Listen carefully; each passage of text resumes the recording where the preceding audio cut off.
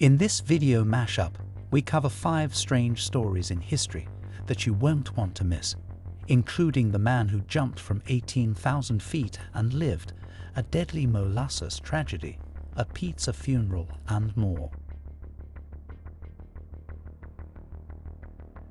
Nicholas Alkemade was a British tail gunner during World War II. On March 24, 1944, his bomber plane caught heavy fire from a German fighter and was on a sure path to a crash. Just then, Nicholas saw that his parachute was on fire and would be useless to saving his life. His remaining option was to jump without a chute to his certain death. Not wanting to burn alive, Nicholas jumped from 18,000 feet. What happened next is a true miracle. 3 hours later, Nicholas awoke on the snowy ground with nothing more than burns and cuts and a twisted knee, with a group of tall pine trees having slowed his body down before safely landing in a deep snowbank.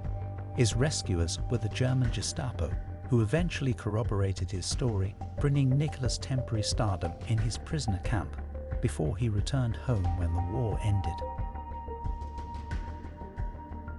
In 1919, a tank containing over 2 million gallons of molasses burst in Boston, Massachusetts, releasing a wave of sticky, viscous liquid that swept through the streets and caused widespread destruction. Owned by the Purity Distilling Company, the liquid rushed through the streets at an estimated 35 miles per hour, destroying everything in its path. Witnesses reported that they felt the ground shake and heard a roar as it collapsed, a long rumble similar to the passing of an elevated train.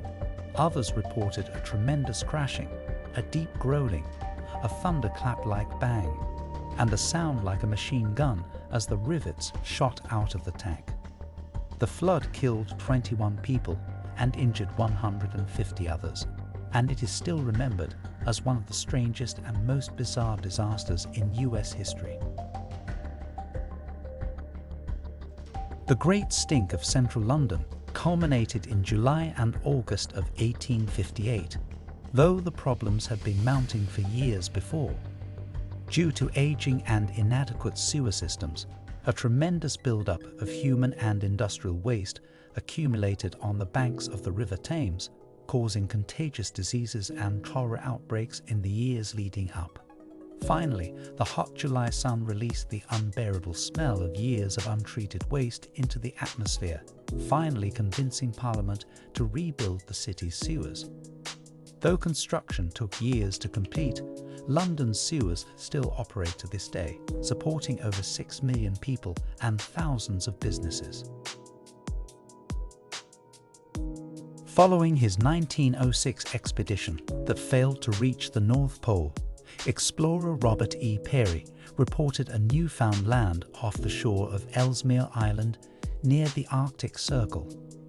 Peary named the land Crocker Island after his financial backer and organized a team and a fleet to make the voyage.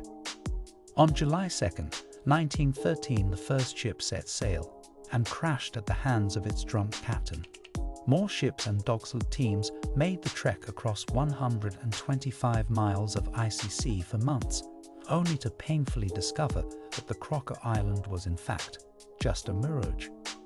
In April of 1914, the remaining explorers admitted defeat and became stranded for 4 months on their trip home, with one member of the voyage calling the trek one of the darkest and most deplorable tragedies in the annals of Arctic exploration.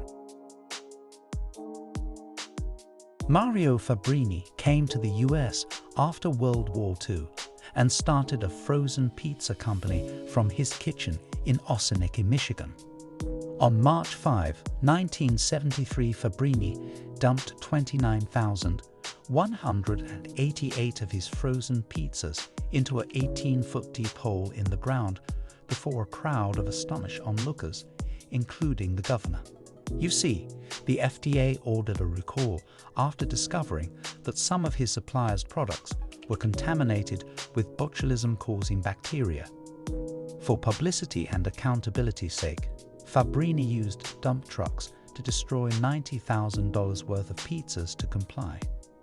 Though Fabrini's pizzas were eventually found to be safe, he sued and won $211,000 in damages. Despite his windfall, he shut the business down a few years later.